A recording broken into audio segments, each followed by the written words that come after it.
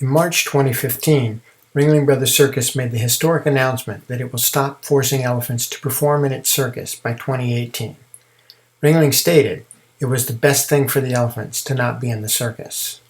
It's the best thing for our company, for our associates, and for our consumers, and most of all, for the elephants. However, Ringling also announced it will retire the elephants to its elephant breeding center in Florida, which is not the best thing for the elephants. For many years, Ringling has used its breeding center to breed baby elephants for the purpose of forcing them to perform circus tricks in the circus.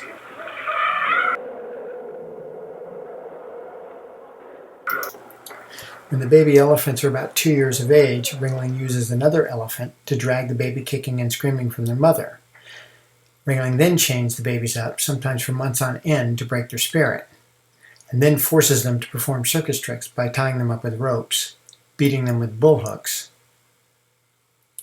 and shocking them with electric shock devices. For their entire lives, after being ripped away from their mothers and family, Ringling continues to beat the elephants with bullhooks,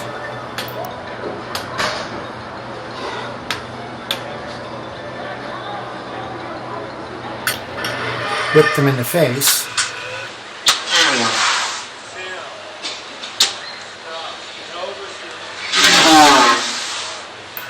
and chain them up.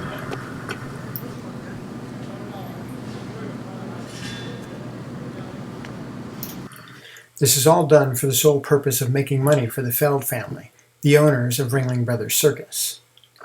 Ringling's elephants deserve better than Ringling. They deserve to be free from the very people that have been abusing them, their family members, and their friends for years. The elephant should not have to spend one more day with the people who do the most horrendous things to them behind closed doors. Ringling's elephants deserve to live the rest of their lives free at the Elephant Sanctuary in Tennessee. The following comparison between the Elephant Sanctuary in Tennessee and Ringling's breeding center in Florida reveals that Ringling's breeding center is a hellhole for elephants, and the Elephant Sanctuary is a heaven for elephants. Ringling's breeding center in Florida is 200 acres, but the elephants do not have free access to it because they are separated and confined in pens, paddocks, and barns. Although the outdoor pens and paddocks vary in size, they are all flat, they're all barren, and they're all boring.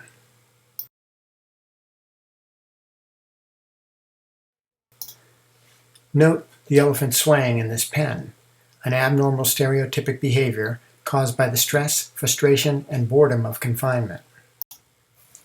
By contrast, the Elephant Sanctuary provides Asian elephants with 2,400 acres of Tennessee wilderness, which they have free access to 24 hours a day, except in inclement weather. The environment is large, it is wild, and it is interesting. It also has varied substrates, from flat to hilly, which are conducive to elephant foot and joint health.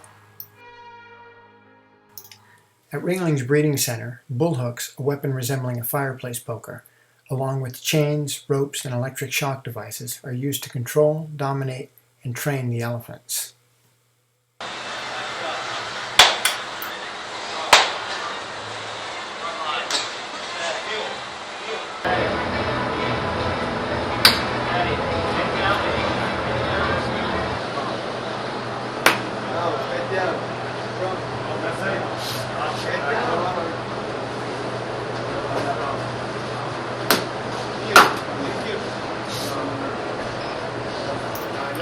Because the Elephant Sanctuary does not dominate, control, or force the elephants to do anything against their will, bullhooks and other weapons are not necessary.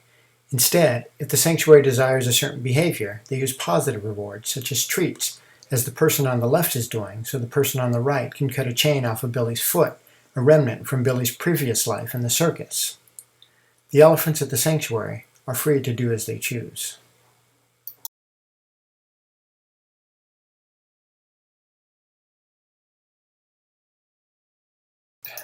At Ringling's breeding center, the elephants are locked inside and chained for 15 hours a day. Almost 2/3 of every day, the elephants are chained in place, where they can't even turn around. Being chained causes the elephants to sway and rock back and forth, which is an abnormal, stereotypic behavior resulting from the extreme boredom, frustration, and stress of being confined. in this case being severely confined.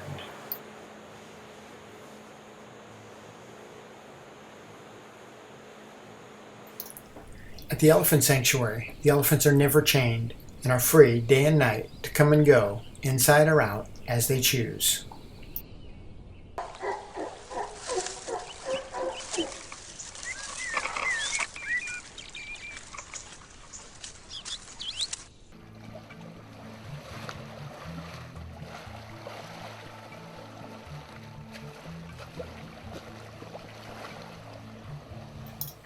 At Ringling's breeding center, despite the bonds between family or friends, Ringling decides which elephants will spend their time and days together.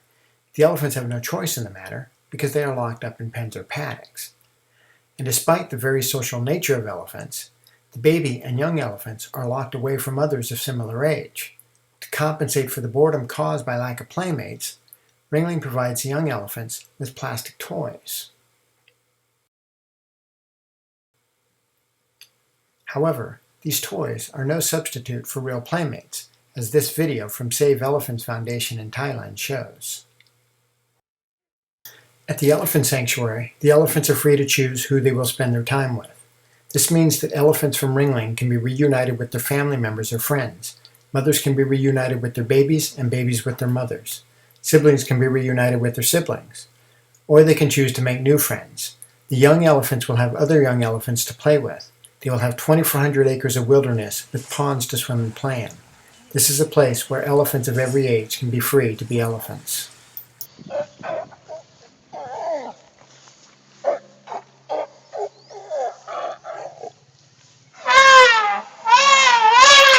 At Ringling's breeding center, they do not provide the elephants with free access to water. They are only given water twice a day, in the morning and afternoon. If the elephants are thirsty, due to the heat and humidity in Florida, they have to wait until Ringling decides to give them water. Additionally, although elephants love to bathe and swim as it cools them off and is an essential physical activity, there are no ponds for the elephants to swim or bathe in. Instead, the elephants have to depend on Ringling to spray them off with hoses. The closest an elephant gets to swimming at Ringling Center is being sprayed with a hose, given a tub of water, or a muddy patch of dirt. It is just the opposite at the elephant sanctuary. Elephants have access to water all day and can quench their thirst whenever they want. Moreover, they have ponds to swim and play in, a necessity for their health and well-being.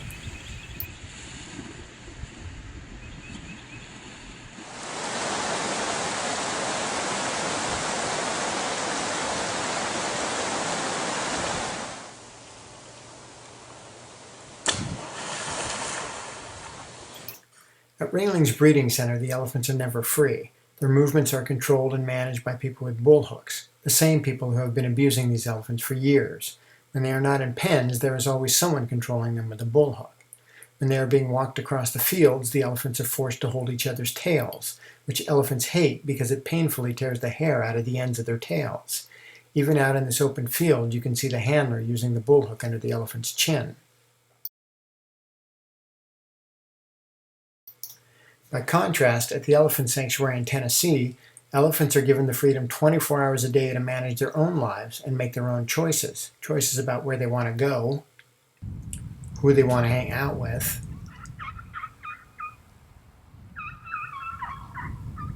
when they want to go swimming, drink water, or bathe, when they want to be inside, when they want to be outside.